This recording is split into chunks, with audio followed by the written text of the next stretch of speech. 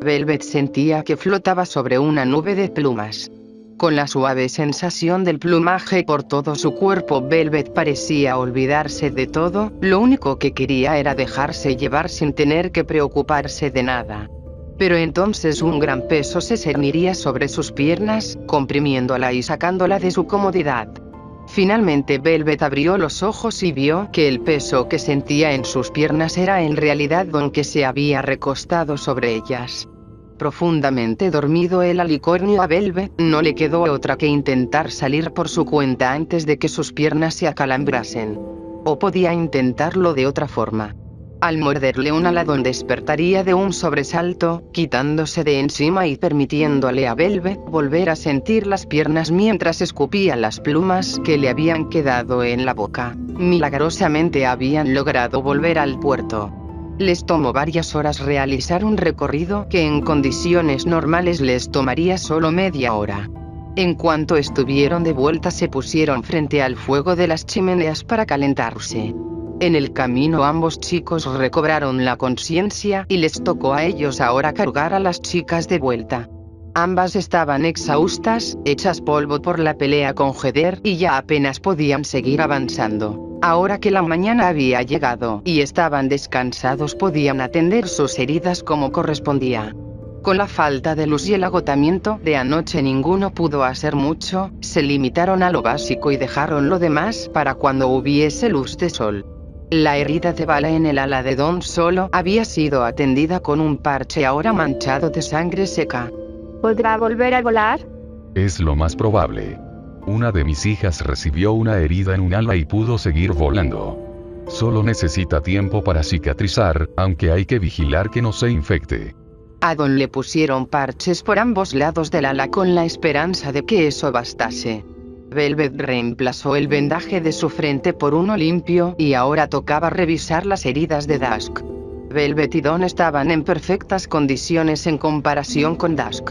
Sus costillas eran visibles a simple vista y su rostro demacrado evidenciaba los efectos de su cautiverio. Lo que más les preocupaba eran las quemaduras en sus patas, producto de la fricción de las cuerdas que la mantenían atada. El pelaje había desaparecido, dejando líneas de piel rojiza e irritada que parecían empezar a desprenderse en sus cuatro patas. Este tipo de quemaduras eran tratadas en Ártica con ungüentos elaborados a partir de plantas y bayas encontradas en los bosques y caminos, pero en pleno invierno no había de dónde sacarlas, por lo que no pudieron hacer nada para aliviar el dolor. ¿Cuánto tiempo estuve encerrada? Los tres vacilaron un momento antes de que Don se decidiera a responder. Entre 2 y 3 semanas. Más o menos. Dusk miraba el estado de sus patas mientras Velvet y su hermano colocaban el vendaje. Apenas si podía mantener la vista fija. ¿De verdad había estado prisionera tanto tiempo? ¿Cuánto tiempo llevaban en la isla entonces? ¿Alguien en Ecuestria se estará preguntando por ellos? Finalmente sus cuatro patas estaban cubiertas con varias capas de vendas por sobre los cascos. Dusk hubiese querido quedarse recostada, pero Cosmos le recomendó que tratase de caminar para que sus patas no se entumecieran. Después de todo estuvo días inmovilizada. Necesitaba recuperar plenamente la movilidad. Cuando peleó con Heather no sintió que eso fuese un problema. Posiblemente debido a la adrenalina, tal como le pasó a su hermano la primera vez que le dispararon. O puede que también haya sido el frío de la nieve lo que le quitó la sensibilidad. Sea como fuese, ahora el dolor volvía y quizá ocuparse en algo ayudaría a distraerse. Una vez afuera, la luz del sol la encandiló levemente. El invierno estaba pronto a terminar y el sol comenzaba a asomarse con más fuerza. En cuanto su vista se acostumbró, lo primero que notó fue el navío oxidado que había en el muelle. ¿Esa cosa es un barco? Lo mismo me pregunté al principio. ¿Tiene tanto óxido que parece de ladrillo? ¿Cómo es que aún flota? También me pregunté eso. Tan pronto como estuvo afuera, Dusk hundió las patas en la nieve. Eso le alivió casi al instante el ardor en sus patas. Aunque le empezase a dar frío, Dusk se quedó recostada en la nieve acompañada de su hermano. Ninguno sabía a dónde había ido Velvet. Ella y Cosmos habían desaparecido luego de ayudar a los gemelos con sus heridas. Suponían que debían estar practicando de nuevo. Y estaban en lo cierto. Velvet había guiado a Cosmos por una costa rocosa no muy lejos del puerto donde ambos pudiesen estar a solas. Que Velvet haya logrado usar magia otra vez les daba esperanzas a ambos. Ni siquiera sé cómo lo hice. Simplemente quise que ocurriese y pasó. Pero las veces anteriores no resultó. Parece ser que la suposición de Don tenía algo de cierto. Velvet lo recordaba. Don creyó que una situación de peligro podría forzar la magia de Velvet. Parecía cobrar sentido ahora si analizaba la pelea que habían tenido con Heather. Tenemos un estimulante, ahora hay que lograr que puedas lograr un uso natural. ¿Cómo podré hacer eso? Solo con práctica, así que será mejor empezar. Así ambos se pusieron a trabajar, mientras, en el puerto, los gemelos habían decidido volver a ponerse bajo techo. Por más que la nieve ayudase a Dusk, su resistencia al frío no era demasiada, y sería mejor volver adentro antes de que se entumieran. Ambos permanecían recostados juntos mirando al cielo a través de la ventana en silencio solo con el soplido del viento. Dusk no sabía si su hermano podría estar pensando en algo, pero ella tampoco quería hacerlo.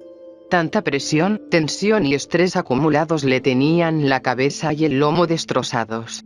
Pero pese a que ella tratase de despejar su mente, los pensamientos no dejaban de inundarla. ¿Podrían de verdad recuperar el corazón de cristal? ¿Volverían a casa algún día? ¿Lograrían sobrevivir a la hostilidad de la isla? Bastaba con ver el estado en el que ambos estaban para darse cuenta de que, si seguían con vida, era casi por pura suerte. En más de una ocasión estuvieron a punto de morir de no ser porque alguien aparecía para salvarlos en el momento oportuno. ¿Qué pasaba si fallaban? ¿Qué pasaba si no podían cumplir la promesa que le hicieron a su madre? ¿Si no podían proteger Equestria? La cabeza de Dusk comenzó a llenarse otra vez de esas ideas fatalistas que tanto la agobiaban. Don notó que los ojos de su hermana empezaron a ponerse vidriosos. Sabía que no podía pretender entender todo por lo que ella había pasado, no estaba ni cerca de poder pese a que él también había pasado por su propio calvario. Pero si podía al menos hacer el intento de ayudarla. ¿Sabes? En un mes será la noche de los corazones cálidos. ¿Recuerdas cuando íbamos al carnaval con mamá y papá? ¿Cómo podría olvidarlo? Una vez casi te ahogas en un barril de manzanas. Sí, porque tú me empujaste. Y, el incidente con la pirotecnia sí fue divertido. El carro alegórico ardió una semana, la señora McIntosh estaba furiosa. Por lo menos hasta que vio cuánto cobró con el seguro. Con eso había logrado sacarle un par de risas. Volver a oírla reír era todo lo que Don necesitaba para estar tranquilo. Las horas pasarían y el atardecer empezaría a tornar el cielo azul de un tono anaranjado. La temperatura bajaba más rápido conforme pasaban las horas y la oscuridad se cernía sobre el paisaje lentamente. Dusk yacía dormida mientras Don decidía ir afuera a ver si Velvet y Cosmos ya habían regresado. Habían estado fuera casi todo el día, esperaba que aparecieran pronto pues cada vez empezaba a hacer más frío y otra vez está empezando a nevar. Cuando salió el frío le golpeó con fuerza, adentro estaba bastante cálido por lo que la sensación térmica en el exterior era aún más baja. Don no los vio por ningún lado, pero sí vio a Desmond sentado sobre una gran roca cerca de la entrada. No creyó que pudiese estar esperando a Velvet, quizá estaba haciendo guardia. Pero no había nadie más afuera, estaba solo en la intemperie helada. Entonces recordó a Stanford. Velvet mencionó que había muerto durante el encuentro con Heather, intentando salvar a su hermana. Don no había estado con ellos en muchas ocasiones, mucho menos hablado con ellos, pero siempre los veía juntos. ¿Habrán sido hermanos? Eso se le quedó dando vueltas en la cabeza. Don estaba feliz de poder tener de vuelta a su hermana, pero, ¿y si eso significaba que Desmond hubiese perdido al suyo? Don sintió la necesidad de ir con él. No sabía por qué, no sabía si su suposición era cierta, pero tampoco podía negarlo de forma rotunda. Sea cierto o no, y aunque no supiese qué decir, tenía que ir con él, aunque sea para hacerle compañía. Cuando llegó a su lado las palabras seguían sin poder salir de su boca. ¿Qué se suponía que debía decir? ¿Él estaría molesto acaso? Desmond lo miró sin decir tampoco una palabra y luego se haría a un lado dejando un espacio en la roca sobre la que estaba sentado. Don lo tomó como una invitación y tomó asiento a su lado. Ambos seguían callados. Don estaba algo nervioso, pero por lo que pudo ver en el rostro de Desmond, él se veía bastante sereno con la vista en el horizonte. ¿Qué seguía ahora? ¿Debía decir algo? Desmond estaba fumando un cigarrillo y le acercó la cajetilla a Don. Él tuvo que rechazar, nunca antes había fumado, una vez lo intentó pero no salió bien. Así ambos se quedaron en silencio en compañía del otro, sin que fuesen necesarias las palabras. Cosmos notó que la noche ya estaba encima, era siendo hora de volver. El progreso de Velvet había sido notorio. Estaba exhausta, pero ya podía mover objetos con cierta facilidad. Ella, pese al cansancio, estaba entusiasmada. Aunque lento, poco a poco iba mejorando en algo que ella solo creía que existía en los cuentos hace menos de un año. Cosmos le dio unos minutos para que se relajara antes de volver. ¿Sabes? Yo quería agradecerte por ayudarme. No tienes que agradecer nada. Tú has hecho mucho más por nosotros. Además, tienes un don que hasta ahora solo tú posees, y no puede ser desperdiciado. Quizás suene extraño, pero eres lo más cercano que he tenido a un padre. Cosmos no pudo evitar sonreír ante eso. Algo de vida parecía volver a él cada vez que lo llamaban así. Los recuerdos de cuando enseñaba a sus hijas volvían a montones cuando veía a Velvet.